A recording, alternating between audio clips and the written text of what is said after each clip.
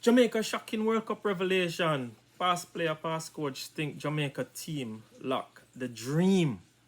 Really? Can you believe it? The dream.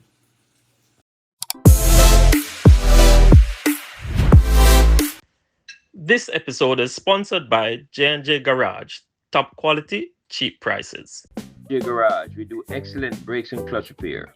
Pressure plates, flywheels, disc brake pad, brake shoes, clutches.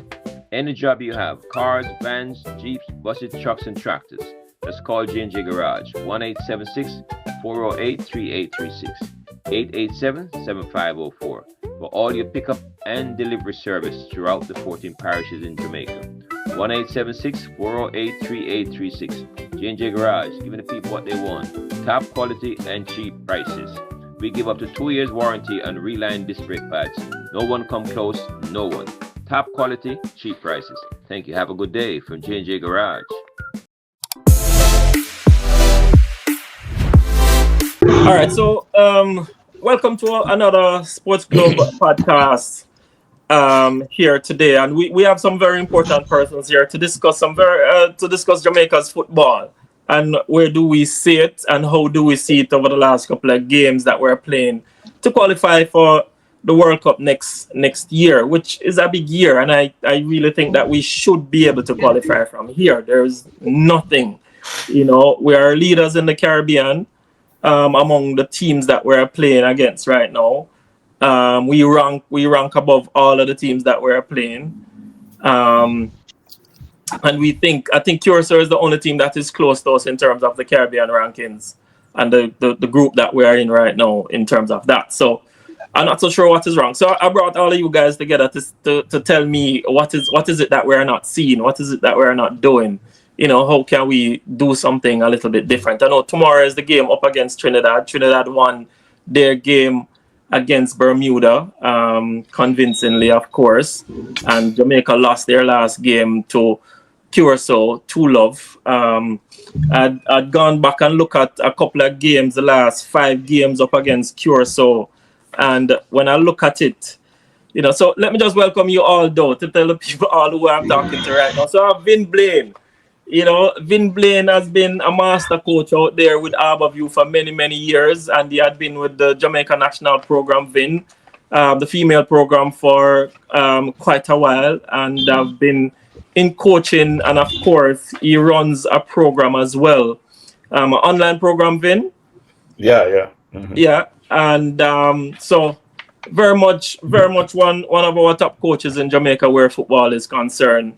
I have Orion Brown with me. He's a football agent as well, and also, a partner of mine in terms of my media prowess over the years as well. So welcome, Orion, and of course, Omar Cummings. I don't think we can introduce him enough because he was a member of our national team. He had played in the US most of his life in terms of his football career. Houston, Cincinnati. What are the others? In Colorado, FC Cincinnati, San Antonio for a little bit, San Antonio Scorpions for a little bit. Yeah. All right. So definitely, and of course, now he's planning his trade into the coaching part of it as well. Think that he's doing the foundation part of it, Omar, in terms of where you're working with FC Cincinnati right now. So I think we have a good group of people here to help us to kind of see, how Jamaica is doing, and if there's anything that we're not doing. I'd not necessarily want to look at our individual players or coaches. I'm not here to do that today at all. I just want us to look at some of the stats and the results that we have been getting, because I think right now Jamaica have assembled some of the best talents that we can find that to play for Jamaica wherever they are. And of course, I see right now most of Jamaican players are playing international football right now. So everybody have a professional side to them that is playing. Unlike when it was, getting ready for 98, we had quite a bit of local players who some have never ever have an international, showing at all for any international club. A lot of our local players never had that opportunity back then. Right, and we did qualify back then. Of course, football would have changed over the years, and I think Jamaica would have also changed as well. How much we have changed, I don't know, because I can remember we had beat Japan 98, but Japan had gone leaps and bounds since then, right? And we have not gone back to the World Cup since. Japan have gone back to the World Cup numerous times since then. So it says to me that we still not have gotten it together in terms of how do we want to play football, or how do we want to approach playing football, even though individual players have gone on to do very well. And we are exporting more footballers now out of Jamaica than ever before, and we're playing with top teams in the world wherever football is being played. So, and we have that caliber. So it tells me that we have the talent in Jamaica all the time, and Jamaica, in terms of even this squad that they have, a lot of those talents are in there. So one of the first questions I want to ask, and I want to ask Vin first, right? Because Vin has been into football administration as well for some time. And Vin, I don't want you to look at it in any kind of a way, but I want to ask everybody generally this question, and just for a quick response to it, is what's your view on Jamaica's football? And is that a short response I want on it? The Jamaican football is exactly where it was before, we have the talent, right? But if you talk about a national program, the talent that we have doesn't come into play, because 80% of the players are from overseas. Although we still look at the thing that gets me is that we say, okay, all the ones that started out here, we don't consider them to be locals anymore. We keep talking about overseas-based players. So they're not. The difficulty is that we have to separate national teams from a club team. The coach doesn't have the players long enough when they come in. So getting them to synchronize, get them to be, together in a team is very difficult for the coach, especially if you're a new coach coming into an environment that you don't really know about.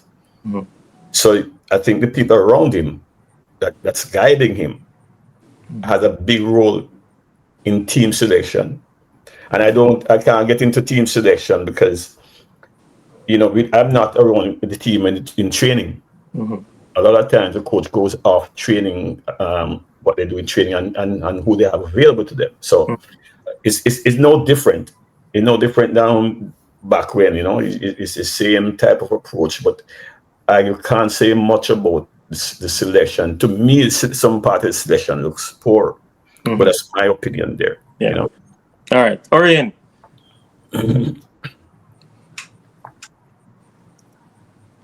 How you feel? Orion, I don't think is muted too. Can you hear me? No, we didn't hear you. Yeah, can you hear me? Well, yeah. Am I unmuted? Yeah, man. Yep. Yeah, can you hear me now, right? Yes, that's right. You hear me now, though? All right. So, in regards to Jamaican football, I don't think we have progressed much, and it has a lot to do with a lot of things. But in regards to what we have seen, in regards to these particular games that you wanted to analyze with, which is Curaçao, Jamaica versus Curaçao, Jamaica versus Trinidad. Now, if you look specifically on the Curaçao game, Curaçao started pretty well and they were able to dominate us for a while and got a goal. And with that, they were able to progress and manage the game and win. Jamaica tried to get back in the game, but in the end, in terms of how they're playing, it didn't work because we're not totally sure what's the overall philosophy. And if you look at the game in regards to Trinidad, although we had a bit more, we had less position in that game, but we won 2-0 versus the game versus Curaçao where we had more possession, but we lost. But getting back to the overall plan for Jamaican football, I think there has been some progress on the ground in regards to development. There's still a lot of work to be done, especially on the technical and tactical areas of our players and also the coaches that we have developing these players. But there have been progress, let's say, over the past 5 to 6 years. But we're still not there because the world has progressed a lot in football. Because, if it's in MLS or if it's in Europe, etc., what they're looking for is not what we have, right? And it's not that what we're building to sell to them. So I think that's where the disparity is. No, the talent is there at a young level, especially at schoolboy football level. But to make that progression, there needs to be high level coaching for people to then go to the next level, which we don't have, or is not really put in place at a projected level the league is. And I think that's one of the fundamental problems that we have in regards to our football generally. I think we can improve, and there have been improvements, but it's still a long way to go. Richard, I think you touch on a point in regards to we having players that have made it and gone to play in top leagues, which is right.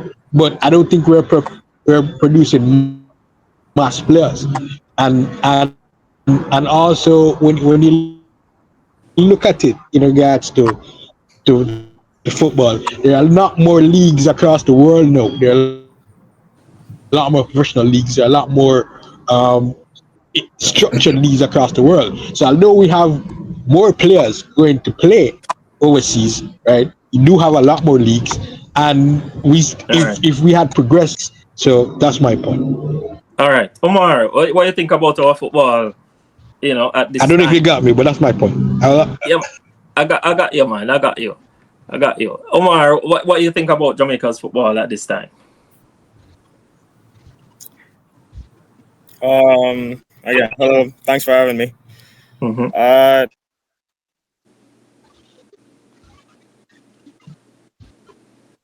Say it. Any how it come? I think he's frozen. He's frozen. Yeah, I think so. So we lost Omar. No, I think it's a lose, but I think he's very lost. There's a skip, a bunch. Yeah, Omar. All right, Vin, until Omar come back, right? So Jamaica, we have lots of players all over. We're doing what we're doing, and we have the talent, you know. But you touch on a little bit of it, Vin, in terms of the cohesion of the team that we have right now. We have a bunch of talent, right? We have a bunch of experienced talent, but do you think that we have the cohesion between the players, coaches, players, and management of this particular team trying to get this qualification? Well, I can't speak for the management.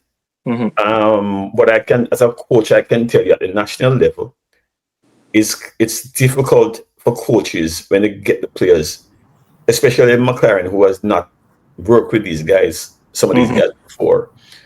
As I said, the people around him, when he comes in, the first time he comes in, I'm absolutely certain that he asked the people who were there before what they think about the team and who should start until he gets used to them, right? That's what normally happens. He's not gonna be able to see, and then when he see them in training. Now I think the game against Curaçao, he got in a situation where he had to select two midfielders that never were there before, or maybe never played that position as such. We brought in, and I'm not talking about them playing poorly, but he brought in Frey, who has never played in that position. Frey with Inter Miami is always on the right side, on the wing, right? Hardly ever comes inside unless he's attacking and rotates inside. Right. But so it's not a situation, and he doesn't know how the other guys play. Even if he watches the game, when he comes in now, I put this way, I've watched Jamaica for several games, and every time I see another player, I say, where this person come from? Every time there's new players coming in. Yeah. So I don't think, when you look at the stats, this is what I think you want to talk about. Yeah. In a sense. Unless you want to revert back to Omar since he's here now. Yeah, make go back to Omar and get Omar, thing on the Jamaica's football. Omar, we know we have lost you a little bit, but just give us, a quick synopsis of what you think about Jamaica's football right now. Well, the question is, are we trending in the right direction? You made a point earlier about Japan and seeing how Japan has progressed since '98 versus how Jamaica has. You have to say, like, what's going on with our football comparing to Japan, or what are they doing that we could do. You know, I don't think. And again, I just said I wanted to focus mostly on the national team instead of the developmental side of Jamaican football and what's happening there. For me, we do have talent, but when we get into the national team now, so players, you come from wherever, you make it forever, or players from whatever generation or whatever background, and then you make it into the national team. You're there, right? And now you're a team, right? Or you try to be a team. You know, as I said, you know, we only get like a couple of days before a game to do any kind of preparation before you actually go out and play a game. And people don't understand how difficult it is to actually go out and do that, because you have essentially 20 odd different players coming from maybe 20 different clubs, you know, 20 odd different systems and everything like that. Now you're asking these players to play on the one system in 3-4 days, you know, so it's a very difficult thing to do. And we're not, as I said, we don't have the resources as a lot of countries to bring in guys at different times. You know, the US does a January camp every year, you know, that those players are essentially together for a month, you know, getting preparation. And then you pick, you know, some of the top players may not be there, but the core of the group is normally there, and you build relationships, you build continuity. Usually the coach is there for whatever time. So I don't think the consistency has been there for Jamaican football. I don't believe the coaching system, whatever, every so often it changes, you know. Which is so true. We don't have something that we say, okay, this is the way Jamaica play football. If you look like a country like Brazil, has probably gone awry a little bit. But if you look like a Spain, you know, if you look at a Spain and say, regardless of who's the coach, the players involved, it's the same. The system remains the same. You know, and I don't think we've ever gotten there for Jamaican football. I think we have a lot of talented athletes. I think for the athletes we never truly play the right system for the athletes we have, or for the players we have. I feel like a lot of times when coaches come in, they play a more defensive system when we have some of the best athletes in the world. Yeah, you know, talent, a bound of talent. Listen, Vin, I want to go to the stats, Omar and Vin and Orain. And I want you guys to let's look at the Trinidad game. You know, right? You guys have all the stats there that I sent you. When I look at the stats, right? Just possession of the thing alone. Let us even look at possession of the thing alone. Jamaica. And if you look at the Curaçao one, Jamaica is holding the ball much more than in both games. They're holding the ball much more. So it means that they have a lot of time with the ball to think. They have a lot of time to pass it around. They have a lot of time to use it. They have a lot of time. I can remember René Simoes had spoke about this particular thing. He says, as it's Lazzaroni or René Simoes, it was one of them, spoke about having the ball. If you don't have the ball, then you don't have a chance. You know, it's something like a lotto. You need to have the ball. No, Jamaica have the ball in these games. But at the same time, we're not getting I think Bermuda game is the only game that we score a lot of. We got a lot of finishes. No, I get your point. Yeah, all right. Hello? He has problems too. Yeah. Richard. Yeah, man. Let me step in here, because you see, Omar sort of strengthened my point about the coach having these players in a short space of time. And it's not a situation where McLaren just came in, basically. He has not worked with these players. And I go back to again the staff around him are the ones that he's depending on. As Omar said, the guys come in for 4 days, 5 days, right? To get them playing in a system outside of what they're used to, their coach, is a challenge sometimes, right? We don't have the resources, as Omar said, which we don't. We can't. I hear people all the time talking about what Japan has done. If you know that amount of money that Japan put in that program, yeah, man, lots of money. Is a serious. It's not by chance they went up above us. right? We don't have the resources to do that, right? We have to pay the coach a certain amount of money.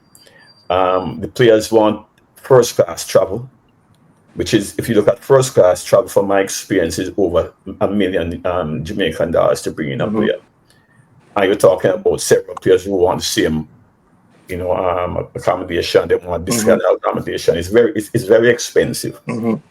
But to get to the situation with the what the outcomes of the game, if you look at shots on goal, that's not the problem. You have 16 shots on goal, and you can on target 3. So that means we are progressing the ball into the finishing zone, but we're not finishing. Even from the last game, we're not coordinated. Everybody comes on the field and seems as if they want to be the person that creates the goal, right? And I think the mindset has to change there.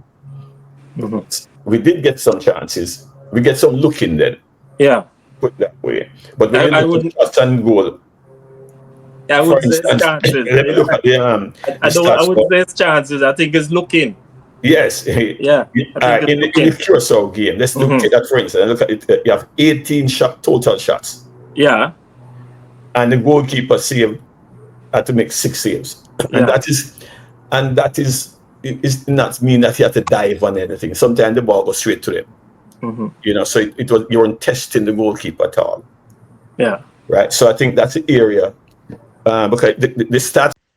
This episode is sponsored by J&J Garage. Top quality, cheap prices. J&J Garage, we do excellent brakes and clutch repair. Pressure plates, flywheels, disc brake pad, brake shoes, clutches.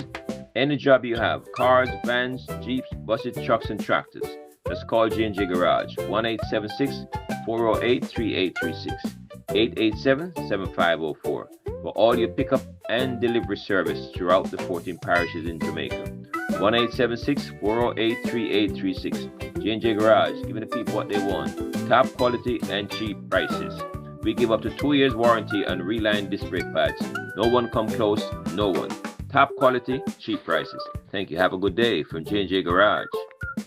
Is in the favor of Jamaica. We look at passes completed. In Jamaica, in the game against Curaçao, we had 429 passes to Curaçao's 324.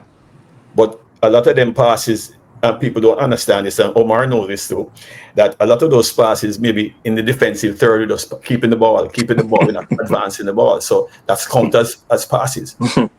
So that's basically what I see. I think we need to get those things together. Well, I can tell you this, Vin. Let's look at it all together and let's put it out there. So in the Curaçao game, ball possession, Jamaica had 58% to Curaçao 42. Right? In terms of big chances, Curaçao had 0 big chances. Jamaica had 1. Total shots on goal, as you say, Vin, Curaçao only had 7 shots on goal. So the 7 time Curaçao get to kick the ball to goal. Jamaica kick it to the goal 18 times. The goalkeeper saved 2 from Jamaica. So out of how much on target? Shots to goal is one thing, how much is on target?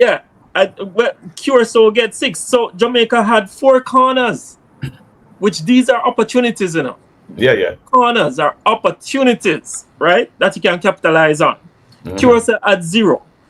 Fouls, Curaçao 10 fouls, so it means that they were playing a little bit more aggressive than us. Jamaica had 7.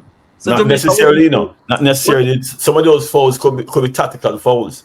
Well, true, but I would want to say this it presents itself to me like they are the aggressors. Yes. Passes, Jamaica 429, Curaçao 324, and Vin, you had addressed that earlier, the tackles. And this is where we're going to talk about that same things in terms of foul, Vin. Is that Curaçao tackle us 19 times. 18 times Jamaica did. So pretty much even right there. Free kicks, Jamaica take 10. Curaçao 7. Right? Yellow card, Jamaica get 1. Does that mean that they were aggressive? No, let's look at another scenario. And that was the overall thing. So shots on target was 7 for Jamaica, 4 for Curaçao. Total shots in all the game 18-7. Jamaica, Curaçao. Block shots now, Vin. This is what you're going to talk about. So they're all even. So 1-1, right? Shots off target. 10 to Jamaica, 2 to Curaçao. So Jamaica was just kicking the ball. Are they kicking it just wildly? Are them just trying some things? What's going on? Not necessarily, no. Not necessarily, no. When you have 10 shots off target, that means you're actually in the shooting zone. You get me? Yeah, you have the opportunity. And we could say that that Curaçao never really got up there, but when they did get up there, they made it count. Yeah. So that is the problem. Well, let's look at when we get into Omar. Bring in Omar because Omar is a goal scorer. Yeah, man, and that's why I'm going to bring him in right here because let's look at the attack. Let's look at the attack stats. It says that big chances Jamaica get 1, Curaçao 0. Right? And I don't believe that. Listen, I don't believe that stats. If you watch the game, you can't believe that stat. Exactly. Hey, listen. And again, stats can be that way. They're a little deceptive, you know. So, but if you watch the game, there's no way you could say Curaçao did not get big chances. That's a joke. Yeah. You know, they got plenty of chances, and especially the one that the guy slipped. You know, that was, come on, man, like that was a big chance. That was a big chance. Yeah. You know. So again, there's a lot of nuances to the game, but for me, Jamaica mentality to the game was not right. I think we were overconfident, probably going into that game. And if you look at the fans around the Curaçao game, you know, the fans were into it. The players were up for it, and they just came more prepared, more hungry. It was a holiday for Curaçao too, you know. This is our game, our opportunity at home to make a statement. You know, and they did just that. They had a great first half. You know, and everything they did was very positive going forward. Everything they did, everyone that get the ball, everyone was running for each other. They were running back. They were tackling hard, as you said. You know, they wanted that game and they showed it. You know, and they scored the second goal. Like, just the place erupted. You know, because they finally felt like, hey, this is our chance to breathe a little bit. We create a little gap between us and Jamaica. And I can't believe still we didn't get that goal. I don't know how we didn't get that goal. Yeah, King goal. If you look at King, and I love the way he's been playing, by the way. Probably one of my favorite players in the national team right now.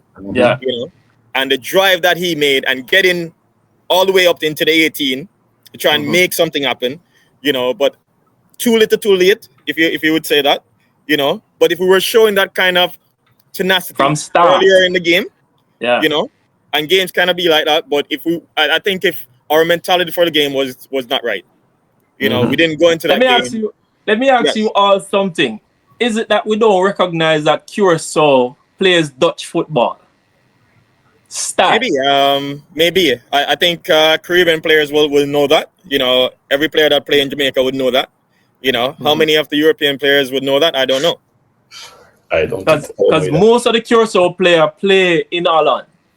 They play their football there. You know, the coach is from Holland, so everything about them is Dutch, right? And of course, you know, the Dutch plays quite a bit of attacking football too, and they're quite. Over the years, there have been quite a lot of forwards that are pretty much clinical when they have the ball. You know, Orion, I don't know if you can say anything in regards to that in terms of the style that we play, the aggression. What is it that we need to do better?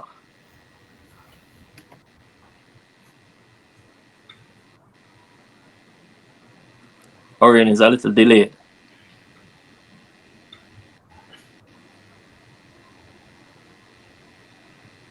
Let me jump in again. If he comes in, you can take over. But the thing about, I think that from my perspective, based on what I've seen, and maybe they, I use a different word than Omar, they underestimated the team. Right? I think so too, Vin.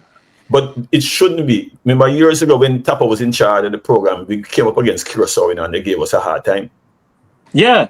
Right. So I had a look at it in a Vin. You're not anything. Did Omar didn't play in that game? I didn't think Omar. No, I don't think Omar played in that game. But when Tapa was there, we played them, and they were a formidable team. Yeah, I can tell you something, Vin. I can tell you something about the last estimation of that team. The last 5 games that we played with Curaçao since 2017, Yes. Jamaica won 2 of those games. So 2017, we played them. We beat them. Well, they beat us 2-1, right? Right. And that First was in game. January. Yeah. July of that same year, we beat them after that, which was 2-0. July of that same year, right? Because I think it was playing in the Gold Cup or something. Yeah. We beat them 2-0 again. So we beat them twice in space of about a day or so in the Gold Cup that was playing. Now 2019, we drew with them. And of course, they beat us 2-0 now. So a lot of this tell me that they have been seeing our team, they have been building, they have been watching us, and they had a plan. As Omar said, the crowd was behind them. It was a national holiday for them as well, That's So the biggest crowd ever had a game. It's the biggest crowd ever had a game in Curaçao. Yeah, it was a national holiday, so they had a lot of motivation to come out, and Jamaica didn't pick up on that at all. We relaxed a little bit. Too late. Yeah, Omar.